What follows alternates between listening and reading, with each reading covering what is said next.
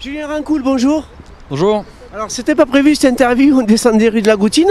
On vous a vu, vous me disiez que vous alliez monter là où il y a eu quelques problèmes la semaine dernière. Et vous nous avez proposé de venir ici et répondre à nos questions. C'est emblématique cette place. Oui, c'est le général Chanzy, donc effectivement on l'avait pris comme emblème pendant la campagne des municipales. Entre autres parce que justement ce monument a été laissé à l'abandon pendant des années et même des décennies. Voilà, c'était un peu une représentation malheureuse de la ville.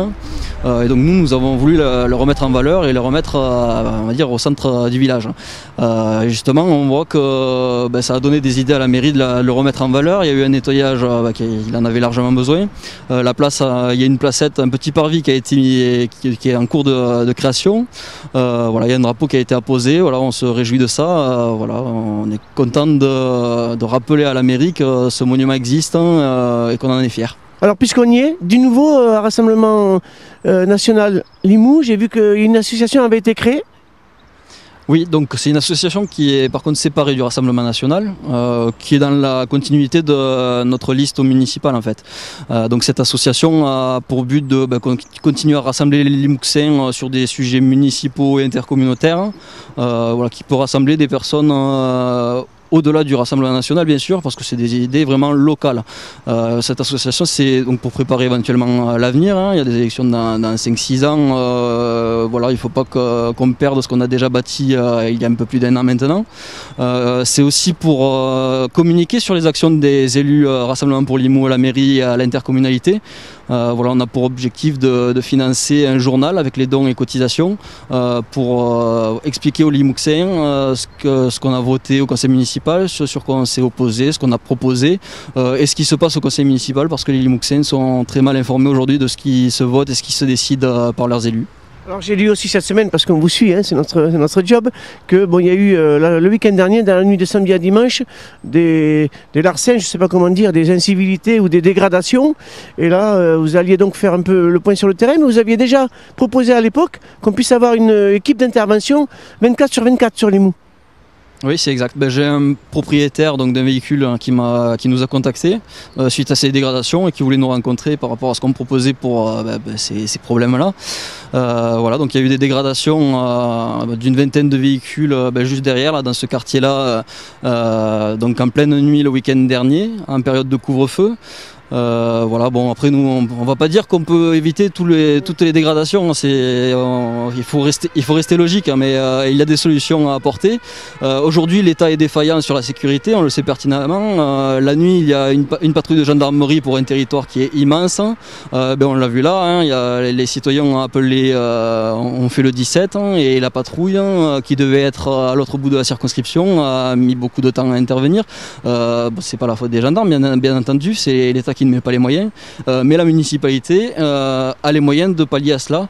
Nous avions proposé pendant la campagne la création d'une patrouille de police municipale, donc les week-ends, enfin la nuit, en semaine et également le week-end, des patrouilles jusqu'à 2 heures et ensuite une astreinte de police municipale de 2 heures jusqu'au matin les week-ends. Ça aurait permis, voilà, une intervention rapide d'une patrouille de police municipale dans ce cas précis, et de mettre éventuellement fin aux dégradations et éventuellement interpeller les auteurs. On a vu que vous avez fait une lettre écrite par presse écrite au maire concernant peut-être l'évaluation des eaux usées dans une optique d'anticiper le Covid. C'est quelque chose que vous allez relancer ? Ça, effectivement, c'était une proposition de bon sens, hein. Plusieurs agglos, plusieurs mairies, plusieurs établissements aussi l'ont fait un peu partout en France. Et nous avions proposé il y a maintenant bien 3 semaines donc l'analyse des eaux usées donc à la station d'épuration dans un premier temps de CEPI, qui permet donc d'analyser la charge virale dans les eaux usées et qui permettrait de déceler donc un éventuel futur cluster et d'intervenir beaucoup plus vite pour éviter, voilà, de développer le virus sur le territoire.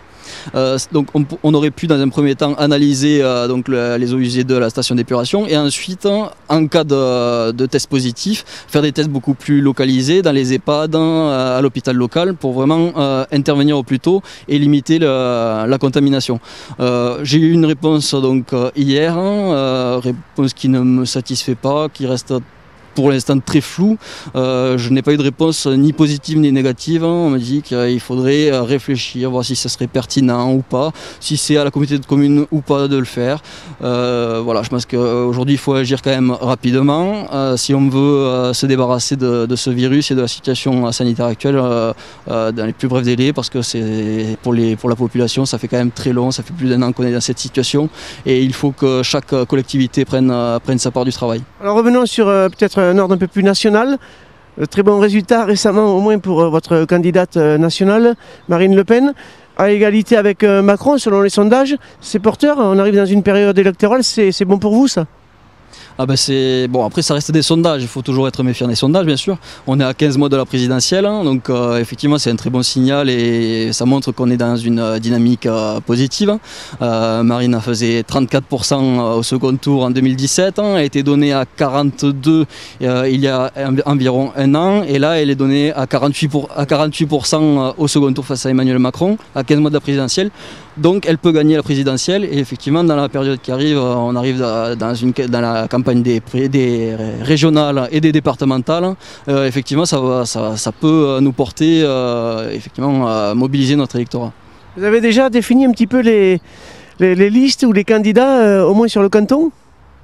Alors on y travaille parce que bon, en tant que responsable de la 3e circonscription, je travaille avec le bureau départemental pour pour proposer des candidats sur l'ensemble des cantons du département. Alors, je peux d'ores et déjà dire qu'il y aura des candidats sur les 19 cantons du département, ce qui représente quand même un certain nombre de candidats. Ça fait 38 candidats titulaires et 38 suppléants.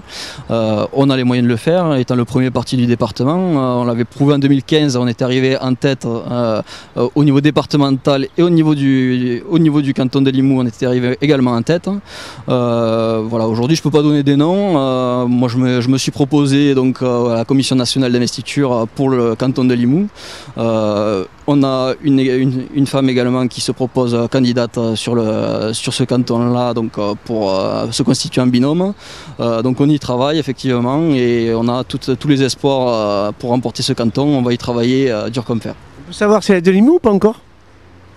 Pas forcément, enfin on est en train de voir, mais ce serait bien peut-être de se diversifier. Voilà, il n'y a pas que Limoux sur le canton, donc si c'est moi le candidat homme, je pense que je représenterai bien les Limouxins. Et ce serait bien de trouver peut-être de mettre quelqu'un, une femme d'un village autour de Limoux pour représenter au mieux le canton. Alors là, vous allez remonter voir les personnes qui ont eu la dégradation la semaine dernière. Qu'est-ce que vous allez leur dire?